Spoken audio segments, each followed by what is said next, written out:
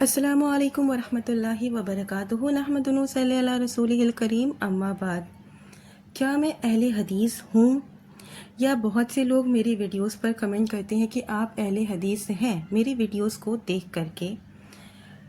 جس طرح ہر مسلمان یہ عقیدہ رکھتا ہے کہ اللہ ایک ہے، ہر عیب سے پاک ہے، ہر کمال سے متصف ہے، محمد رسول اللہ صلی اللہ علیہ وسلم اس کے آخری رسول ہیں، قرآن پاک اس کی آخری کتاب ہے اور غیر مخلوق ہے، قیامت حق ہے، جنت حق ہے، جہنم حق ہے، حشر و نشر حق ہے، تقدیر حق ہے، اسی طرح تمام اہل حدیث بھی ان باتوں کے حق ہونے پر ایمان اور یقین رکھتے ہیں۔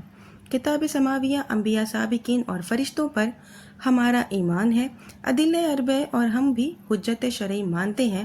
ہمارا اس پر بھی ایمان ہے کہ خلفائے اربعہ اور ان کے بعد صحابہ اکرام رضوان اللہ علیہم اجمعین اس امت کے افضل ترین انسان تھے۔ ان کے بعد تابعین عظام، ائمہ اربعہ، فقہا، امت محدثین اکرام، شہداء اکرام اور تمام وہ لوگ جو ایمان کی حالت میں دنیا سے رخصت ہو گئے رحمۃ اللہ علیہ اجمعین، وہ سب ہمارے نزدیک قابل احترام ہیں۔ اس حد تک ہم ان کا احترام کرتے ہیں کہ جب ہماری مجلسوں میں ان کا ذکر و خیر آتا ہے تو کوشش کرتے ہیں کہ کنیت اور نسبت سے ہی مقصود حاصل ہو جائے۔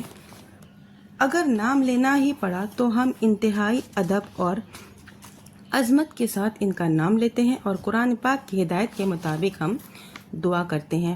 ربنا اغفر لنا للاخواننا الذین سبقونا بالایمان ولا تجعل فی قلوبنا غلا للذین آمنوا ربنا انک رؤوف رحیم۔ ابھی جو میں نے آپ کے سامنے آیت پڑھی سورہ حشر کی یہ آیت ہے۔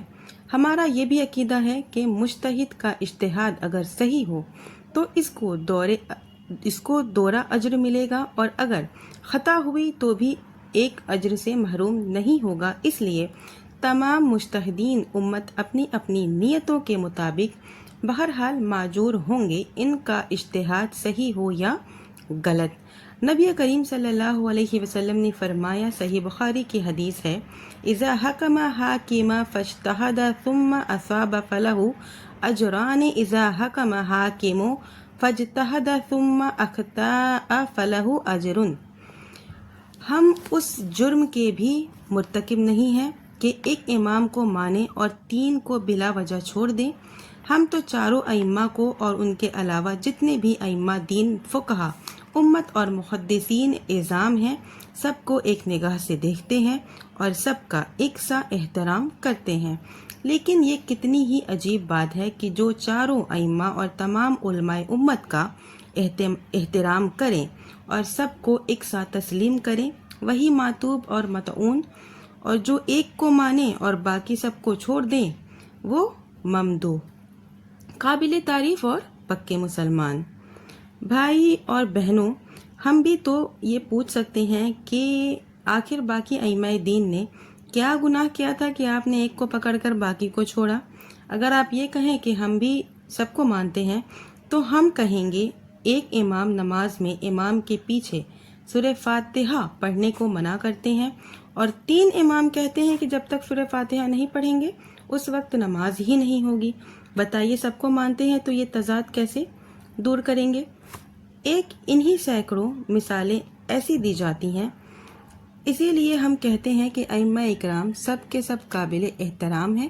ان کے اقوال اور اجتہادات کی سے روشنی تو ضرور حاصل کی جائے گی، لیکن تقلید کہیے یا اتباع کہیے، وہ صرف امام الائمہ حضرت محمد رسول اللہ صلی اللہ علیہ وسلم کی جائے گی، ان کے آگے کسی کی نہیں چلے گی۔